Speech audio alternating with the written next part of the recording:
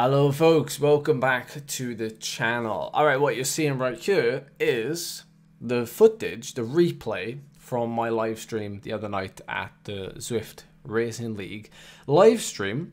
And surely those of you who watch this channel know that I've been doing live streaming of Zwift races and alike for at least the last 5 years, 4 years now maybe. And it's one of the most popular aspects of my YouTube channel. And when I was doing it during COVID, it was very popular because I was virtually doing it every single day. So this was requested. People enjoyed the chat I had at the end of my live stream where I was talking about the tactics of this race. But people really enjoyed hearing about how my brain was working during this race and going deep into that aspect of it. And it's always been, not all the time, but it has been a requested topic to cover. When I've done certain Zwift races, people wanted to have another video like this one where you go into a bit more detail and you break down the race from a POV perspective, looking at it in hindsight. Now, spoiler alert, if you didn't see the results, I won this race, and I won it in a rather unorthodox manner, which is why I wanted to go into and do this video. But also Backpedal Esports had a great showing with 3 riders in the top 10. I'm just going to pull it up right here so you can see the results. We've got Charles there, who finished down in 60th place, but still provided the backing for the team, same as Phil.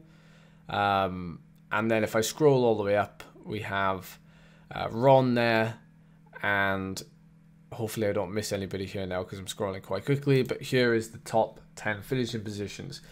And this is Zwift Power, if you've never seen it before, so this is where the results will be posted and people's efforts get analyzed and things and verified almost. So you can see some of these red numbers are like really strong numbers, for example, for that rider.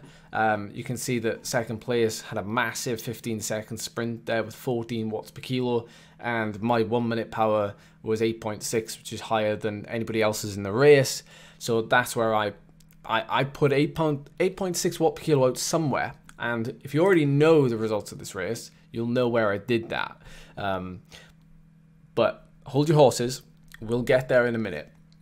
I'm going to pull up some power, and we're going to do a little bit of back and forth as well to really sort of delve into some of the, some of this race.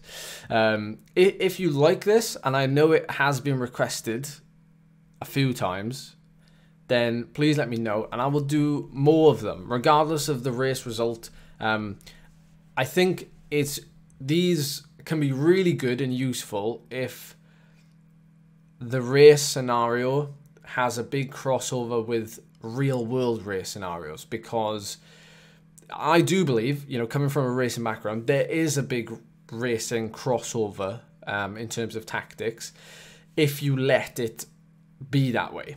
And if you're open to that, you know, I demonstrated that when I was when there was no real world racing in the UK during COVID. I was doing a lot of online Zwift racing because it was giving me that competitive kick, and also like I started to realize that there was a lot of crossover. So anyway, we're here now in the first major situation in this race. A very short race, only 19 kilometers. There's already a little bit of red in the graph, as you can see at the bottom of the screen. So that's me going well over FTP. All right, so generally speaking, you'll burn a match if you spend any length of time over your threshold power. All right, and it all depends how many matches you've got to burn. Now, we've got the chat on the right-hand side of the screen. That is live chat. So at the time, we had 193 people at this moment in time, but it goes up to, I think, 230 people. But people here chatting live, really keeping me going and motivated, and it's great to see. It always is great to see. So here we are on the critical moment of this whole course is this very, very short climb, which is quite steep at the bottom for about 2 minutes in length, and then it tends to flatten off and there's a little bit of rolling terrain. Now, I clock here that I'm not going anywhere. Like I put in a big red effort there. The group is starting to thin out and string up behind, as you can see in the top right hand corner of this screen, but it's not, nothing's happening. And then a quick little scour of the names that are down the right hand side of my game screen, and I can see 2 backpedal names there straight away. So immediately I shut it down. I'm gonna chill out. Let's get back in the wheels. Like, I'm not going to push on now anymore. Let's stay here and let other people pull it, because we're onto this false flat section of the climb. I'm just gonna try and grab a little bit of rest, being in behind people here, which actually turns out really well, because we take this left-hander, and I can see some splits starting to form just behind us. So in clocking this, I go straight to the front. I've had a little bit of recovery. I can see the splits happening now, natural splits, as people have already, made a big effort at the bottom of the climb. And now is the time to push on. And it's not a crazy push, although, I'm going quite hard. I know that that's all I'm doing is lengthening the effort. Now, I'm close to maybe slightly over threshold, so I am sacrificing myself by burning a match or two, but it's all relative. The size of your matchbox, you might be the person who, say out of me and the other 2 backpedal riders in this group now, for example, for argument's sake, I have maybe a much larger matchbox than the other 2 riders. So I make a decision straight away without even thinking about it. Right, I'm going to go to the front and I'm going to spend a couple of matches because I maybe have the chance to. And I'm going to pull this group for about a couple of minutes, 2 minutes maybe, just to get us away from the group behind. So I'm just going to let it roll for a minute, because what's interesting, and you'll see it in the time gaps, is we start pulling away. We catch the rider who's off the front on his own, who actually ends up coming second. Which I'm only just realizing, by the way. I didn't realize that Sarah, the Spaniard, had eventually finished second. So that's a good ride, very good ride. But what I'm doing here is I'm still pulling, and the moment where I settle back into the group, I do so to check out how big the gap is behind. And at this moment, everyone is still doing 4 to 5 watts per kilo, so the group is still moving at a good pace, and we're nearly out of this false flat section onto the descent. So I sit back in the group and I can see the gap is nearly 20 seconds to the group behind. So, right, one last little push, let's get us onto this descent, and then we are free to roll. And we get onto this descent, I slip back through the group, and this is where we get some actually, it's the only bit of recovery we get in this whole event. And I can see now the gap behind is 25 seconds. So I'm just going to hop over to my Strava and have a look to show you what that effort looked like up the KOM.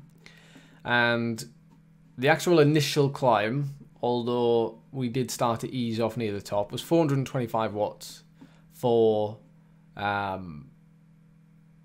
2 minutes and 20 seconds. That watts per kilo is wrong. It's probably more in around 6.7, 6.8 watts per kilo.